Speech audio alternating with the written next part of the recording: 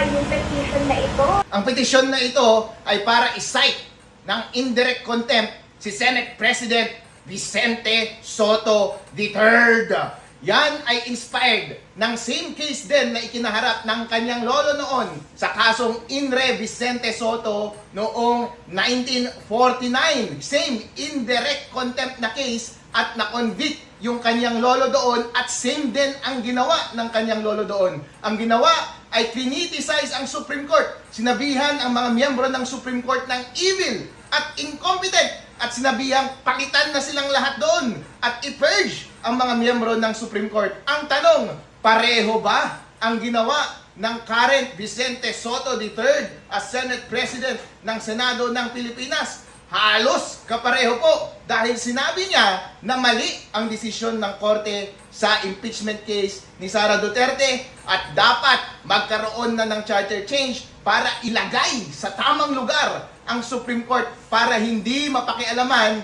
ang mga ginagawang kalokohan ng Senado at para na rin sinasuggest niya na dapat na rin palitan ang mga miyembro ng Supreme Court. Sir, sinasabi mo ba na yung nakalagay na feature sa ating konstitusyon ngayon na checks and balances na i-check ng Supreme Court kung nagkakamali kayo ay dapat amyendahan? Ibig mo bang sabihin ayaw ninyo na mabantayan kayo? Dahil maliwanag naman po sa batas ang nakalagay yung 1-year ban rule.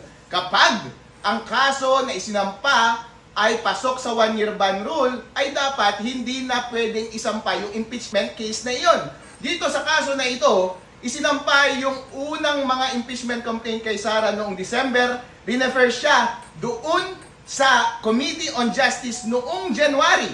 At sabi ng Supreme Court at that time, officially initiated na yung impeachment case, kaya bawal na ulit yung impeachment complaint for 1 year. Pero, noong February 2025, ang ginawa ng House of Representatives ay nagpasa sila ng articles of impeachment papunta sa Senado at yun yung nandoon sa Senado ngayon at yun yung mukhang gusto nilang buhayin. Dahil sinasabi ni Senate President ay mali daw yung Supreme Court. Ang sinasabi niya, bossing, gusto mo ba na buhayin yung impeachment case laban kay Sara na nasa inyo ngayon na sinabi na ng Supreme Court na void at wala kayong jurisdiction na mag-take cognizance? Kung tatandaan po natin, consistent itong administrasyon na ito sa paglabag ng konstitusyon. Dahil itong Magnificent Seven na ito na nagsampa ng kaso ng indirect contempt laban sa Senate President na si Vicente Soto III ay sila rin yung nagsampa ng kaso doon sa House of Representatives noong mga nakaraang linggo na hinarang ng House of Representatives Secretary General. Yan po ay illegal at labag sa ating konstitusyon. Ngayon, ang administrasyon na ito gusto ulit lumabag ng konstitusyon.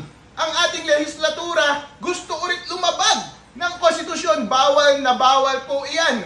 Nagkakampi na po ang executive, ang Senado at ang House of Representatives para pag walang bisa nila ang mga check and balances na nasa konstitusyon. Tandaan po natin, ang dapat na magbantay sa executive ay ang Senado at ang House of Representatives. At ang nagbabantay sa lahat sa kanila ay ang Supreme Court. Hindi natin pwedeng buwagin ang feature na checks and balances sa ating konstitusyon. Ano po yung inaasahan po natin na mangyayari pa po kay Senate President Vicente?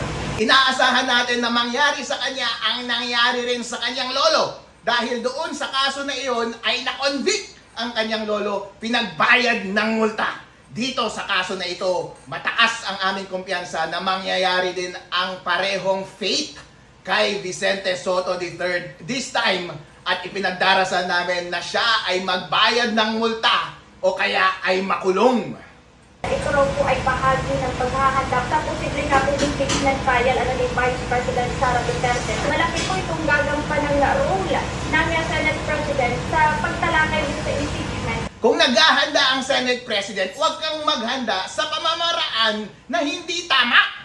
Gawin mo lang ang tama para hindi ka makasuhan, Senate President Vicente Soto III. Hindi pwede nag-arapalang linalabag ang ating konstitusyon ng sunod-sunod ng administrasyon na ito at ang kanilang mga kakampi sa loob ng Senado at House of Representatives.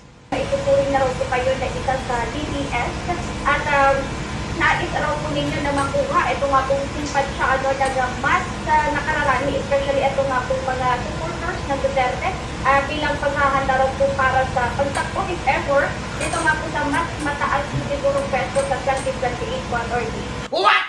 What are you talking about? Ang tanging pinaghahandaan ko lang ay para itama ang lahat ng kamalian at katiwalian sa ating bansa. Ang tanging kakampi ko lang ay ang konstitusyon at ang taong bayan. Basta mali, basta labag sa konstitusyon, ako ay kakampi ng mga inaapi. Tandaan ninyo, kahit sino man ang aking katapat, lalabanan natin yan. Huwag na huwag lang kayong magnakaw ng pera ng taong bayan at huwag niyong apihin ang mga Pilipino dahil nakatayo si Attorney Harold Respicio sa gitna at hindi papayag na magpatuloy ang inyong pag-aabuso. Meron po ba kayong plano naman na tumakbo sa higher position sa 2028 election? Hindi ko iniisip ang plano ko na tumakbo dahil sa ngayon pa lang ang dami ko nang tinatakbuhan ng mga ex-girlfriend. Ngayon, ang pinaplano ko lang ay para panagutin ang lahat ng tao na gumagawa ng katiwalian sa ating bansa. Obligasyon po natin yan bilang public servant, obligasyon natin yan bilang abogado, at obligasyon natin yan higit sa lahat bilang mamamayan. Natututukan pa raw po ba ninyo? Ito nga po Reyna Mercedes dahil po mas visible pa raw po kayo dito nga po sa national cinematography.